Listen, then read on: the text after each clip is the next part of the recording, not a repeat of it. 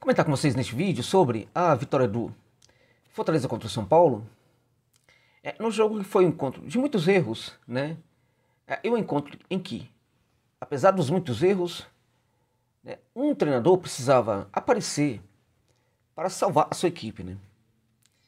E isso aconteceu da parte do Fortaleza, não aconteceu da parte do São Paulo, muito provavelmente porque todo mundo sabe que São Paulo não tem no comando do seu banco de reservas um técnico, né? Mais uma promessa. Incapaz de fazer justamente o que outro técnico conseguiu fazer durante a partida, né? Leitura. Acho que a leitura foi tudo. Tudo que fez o Fortaleza vencer essa partida contra o São Paulo. Então eu quero comentar, vou tentar fazer aqui uma análise na perspectiva de uma equipe e de outra, de tal sorte que você pode até avançar um pouquinho, caso você queira ver apenas da sua equipe e, né, no caso que vai estar sendo analisada depois. Mas acho que vale você ficar aqui até do começo ao final. Acho que importa também a análise aqui, porque de uma forma ou de outra eu vou falar das duas equipes, né? Então, é isso. Eu chamo a atenção antes para o fato de que este vídeo tem o patrocínio da 1xBet, que é um caso de aposta importante aqui para o meu trabalho, né, como vocês sabem. Mas não somente por isso. É importante também para você, apostador, em virtude que a 1xBet, ela é muito confiável, é uma casa de aposta realmente aí diferente, né, no mercado, né, não fica enrolando ninguém não, né? E é bom, na verdade, quando você fizer sua aposta, né, ir naquelas casas que são confiáveis, né, e não nessas porqueiras que tem por aí, né? Então, e assim, o que é muito interessante também é que a 1xBet agora está dando um bônus de primeiro depósito de R$3.000. 3.000, gente. Desde que você se cadastre usando o link que está no comentário fixado e também coloque o código promocional XJOSA, que é o código que vai te permitir ter o direito a esse bônus de até R$3.000. Incrível, né? E de quebra tem jogos aí legais para você pensar hoje. Atlético Goianiense contra o Flamengo, né? Particularmente eu iria no empate e vitória do Flamengo. Se quiser ir na vitória, tudo bem, direto, né? Corinthians contra Galo, empate e vitória do Galo, na minha opinião, tá? Vasco e Grêmio. Ô, jogo difícil, hein? Ô, jogo difícil. Primeiro tempo, pra mim, no máximo sai um gol. Cruzeiro contra Botafogo. Eu diria pra vocês que, assim, é imprevisível. Mas eu iria na mesma aposta. No máximo um gol no primeiro tempo. Vitória contra o Palmeiras, empate e vitória do Verdão. Essas seriam minhas dicas pra hoje, tá? Flamengo, empate ou vitória contra o Atlético Goianiense. Corinthians e Atlético Mineiro, empate ou vitória do Galo. Vasco e Grêmio, um gol no primeiro tempo no máximo. Cruzeiro e Botafogo, a mesma coisa. Vitória Palmeiras, empate ou vitória do Verdão, tá? Então, use o link que está na descrição do vídeo. Na verdade, no comentário fixado, cadastre-se lá e coloque o código promocional XJOSA para você ter até R$3.000 no seu primeiro depósito, tá? De bônus. Vamos lá então, gente, para esse jogo aí do São Paulo e do Fortaleza, né? Veja, foi um primeiro tempo muito interessante para o São Paulo. Precisamos concordar com isso, né? Isso ocorreu também em virtude de que o São Paulo se deparou com um adversário que, a despeito de ter feito um segundo tempo muito trabalhado em campo, né, com muito ajuste dentro de campo, é um adversário que tem cometido muitos erros. Esse Fortaleza não venceu a equipe da Série A há mais de 400 anos, gente. Não consegue vencer a equipe de Série B, não consegue vencer a equipe de Série C, não consegue vencer. Tá muito mal mesmo na temporada, tá? A despeito de ter começado bem a Copa Sul-Americana, é uma equipe que tá mal, uma equipe que parece que enfim, que terá ações muito mais responsáveis e interessantes a partir de agora, né? Foi uma semana muito vitoriosa para a gestão do Fortaleza, no sentido de ter apresentado uma reação, né? Então eu acho que, assim, a gente viu muitos erros no Fortaleza. Então vamos começar falando do Fortaleza, depois a gente vai para o São Paulo. Eu vou deixar uma minutagem aqui, você pode pular diretamente, tá? Então o Fortaleza, na verdade, vem de uma semana de muitos ajustes na sua gestão, e da mesma maneira que quando a gestão erra muito, isto respinga em campo, quando a gestão acerta, isso também, de uma forma ou de outra, respinga dentro de campo. Mas ainda não respingou totalmente, né? Porque o que foi feito de errado, o que vem sendo feito de errado, é muita coisa, né, gente? É muita coisa. E é importante para você, torcedor do São Paulo, também entender, né, a derrota do São Paulo também a partir daquilo que eu estou comentando do Fortaleza. Porque o Fortaleza tá muito mal, gente. Muito mal, como eu disse, apesar de uma semana que vem se construindo como uma semana diferente. Anunciando ajustes na temporada que são muito necessários para que o Laio consiga reagir. Eu torço muito para essa reação, porque minha admiração pelo Laio é inacreditável, né? A minha relação de intimidade com a torcida do São Paulo, se há algo comparável, eu acho que na verdade, essa relação com a torcida do Fortaleza, tá? Eu tenho muita simpatia por outras torcidas, por todas as torcidas, vocês sabem disso, como é que eu sou, né? Você fala assim, então você não gosta do Verdão? Não tem como eu falar um negócio desse, não posso falar um negócio desse. Outras equipes também. Mas eu acho que tem uma questão aí com essas duas torcidas, não somente pela maneira como eu lido com essas duas torcidas, né? Como eu chego a essas duas torcidas, mas também pela maneira como elas chegam até mim. Neste momento, até hoje, na verdade, desde quando eu abri esse canal, são as duas torcidas que mais conseguem gerar essa conexão. Por isso essa proximidade é até maior, tá? Então a admiração é muito grande. É claro que eu quero que o Fortaleza se dê muito bem. Mas tá mal, muito mal. No jogo foi o espelho desse time que tá muito mal. Porque no jogo foi o espelho de um time que joga muito recuado o tempo inteiro. É um time que tem, enfim, joga só na especulação.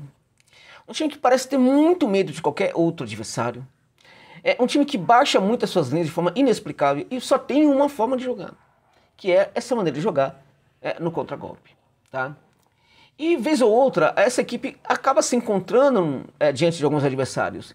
Vez ou outra acaba não se encontrando. No jogo contra o São Paulo no primeiro tempo, o que a gente viu foi esse Fortaleza totalmente desajustado. É uma equipe que estava muito espaçada, uma equipe que não conseguia fechar, sobretudo ali, os espaços pelo corredor lateral esquerdo, né? Defensivo, né? Corredor lateral ofensivo do São Paulo. Estava levando muito, enfim, muito jogo a acontecer por ali. A essência do jogo do São Paulo era construído do meio de campo para o setor direito, meio campo ali, né? E o Fortaleza não conseguia bloquear. Não tinha bloqueio. A equipe, de fato, em alguns momentos, parecia querer chegar, pegar essa bola, contra-atacar o São Paulo, mas não conseguia pegar essa bola.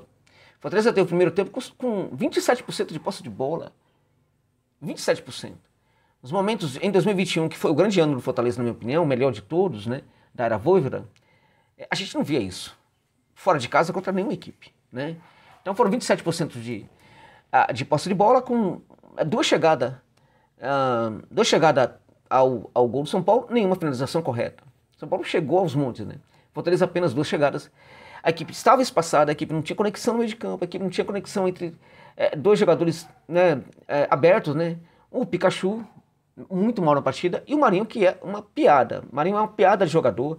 É aquele jogador de várzea que um dia teve a sorte de enfim, ser pego, né, colocado numa equipe, né, jogou mal em várias circunstâncias, acabaram ajudando, né, acabou parando no Santos, tinha um técnico doido lá que fez ele jogar bola, construiu um time para ele, funcionou muito bem, jogou por 1 ano e meio muito bem na carreira, nunca mais jogou bola.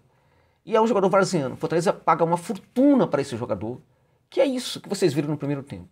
E ele foi também um dos grandes responsáveis aí para as coisas não funcionarem, né? Então aquele lado você tinha, na verdade, ali, o Marinho, na verdade, a expectativa era que o Fortaleza jogasse com, né, o Marinho e o Pikachu, né, abertos. Não foi bem o que aconteceu. Você tinha por um lado, né, o lado esquerdo ali. Na prática era assim, o Bruno Pacheco, que precisava subir, e, enfim, precisava também do apoio dos volantes para cair naquele setor e aí gerar algum tipo de jogo ali. Não estava funcionando. Do setor direito, na verdade o Marinho atuava quase como segundo atacante, não funcionava.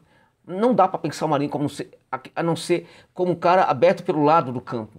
Porque ele é um cara de velocidade, é um cara que não consegue pensar jogo, né? Então essa duplinha aí não funcionou.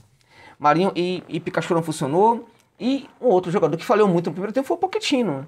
Até porque não conseguiu se conectar com esse setor do lado do campo e tampouco o Hércules também conseguiu funcionar. Foi um desastre, tá? Vamos para o segundo tempo? Vamos. E aí você tem uma leitura do técnico. E aí é muito importante isso, né? O técnico, para fazer a leitura de jogo, o Vojvoda fez uma leitura importante, conseguiu fazer... as alterações que mudam o jogo, na verdade, acontecem depois. Mas o time volta muito mais consistente para o segundo tempo por causa dos ajustes. Você tem mais aproximação, você tem uma equipe que consegue mais gerar associação, né? E aí você começa a fechar mais os espaços defensivos, de tal sorte que o São Paulo não tem mais o jogo, né? Não consegue mais jogar. E aí Fortaleza começa pouco a pouco, mesmo sem a bola, sem a posse de bola, começa a dominar esse São Paulo. Quando isto ocorre, entenda isso, até o momento, Fortaleza não colocava nenhum problema para o São Paulo. Então quando o Fortaleza se ajusta em campo, né, coloca um mínimo problema para o São Paulo, foi o suficiente para que o São Paulo parasse de jogar. O Fortaleza consegue, a partir de então, controlar a partida, faz o seu primeiro gol, né, um gol muito bacana, muito legal de se ver, faz o segundo gol depois também, e aí, a partir, evidentemente, dos 20 minutos, a equipe ganha muita relevância tática, mas muita relevância, com a saída do inexpressivo Marinho, do Pikachu, a entrada do Moisés e do Machuca. Ele muda a equipe, né? Você tem também a entrada do Tinga, né? Então você muda completamente a equipe. E aí o São Paulo não encontra mais o Fortaleza. E o mais importante, o técnico do São Paulo, que havia já errado muito na leitura no intervalo, se perde completamente e não sabe mais o que está acontecendo em campo. Tá? O Fortaleza consegue, portanto, ali no segundo tempo, ter um segundo tempo vencedor. A gente pode até falar que se houvesse um empate nessa partida, tudo bem, mas não dá para tirar os méritos do Lion, sobretudo no segundo tempo da partida. E o Lion venceu porque tinha um técnico. Parabéns, portanto, ao Fortaleza. Quanto ao São Paulo, perdeu porque não tinha um técnico. Então, esse primeiro tempo acontece também, né, em virtude de que o São Paulo tem um adversário que não está conseguindo bloquear, não está conseguindo jogar, um adversário que vai para campo para fechar os espaços defensivos e não consegue fazê-lo. Né? Um adversário que tenta jogar, mas não consegue, porque a grande preocupação é a defensiva. Né? E aí não consegue atacar, não consegue contra-atacar, não consegue sair. Vira refém e dá todo o campo para o São Paulo. Né? Não consegue marcar o São Paulo. E o São Paulo tem o jogo à sua disposição. E aí consegue chegar muito rapidamente ali à área, né, do Fortaleza. O São Paulo tem ali um setor direito que funcionou bem. Tá? Direito com o Igor Vinícius, muita gente reclamando do Igor Vinícius, na minha opinião não fez um jogo ruim, taticamente foi um jogador importante no primeiro tempo, sinceramente foi um jogador importante, e acho que um dos erros do técnico Bebê do São Paulo foi tirar o Igor Vinícius do jogo. Tá? Havia outros jogadores que não estavam funcionando, o Alisson foi ridículo, vou repetir, ridículo. Então, portanto, a gente tem um segundo tempo que muda completamente tudo, né? Tudo. A gente olha para esse elenco do São Paulo, a gente olha para o Damião Bobadilla, que não joga, né? Não joga porque a dupla de volante do São Paulo nunca muda. Jamais. E mesmo o Pablo Maia não tá jogando bem. Nunca vai sair. Jamais. Ele colocou nas suas ideias que era a dupla consagrada do Dorival. Ele não quer mexer na estrutura do time do Dorival. Ele não tem coragem para isso. Ele não tem coragem para se bancar como técnico de futebol. Ele, o Carpini, não tem coragem para bancar suas ideias. Como pode um técnico desse ser técnico do São Paulo? Como? Só que esse São Paulo, a Dorival, que ele pode mudar aqui uma coisa ou outra, mas a ideia é a de ser um São Paulo a Dorival, não está funcionando.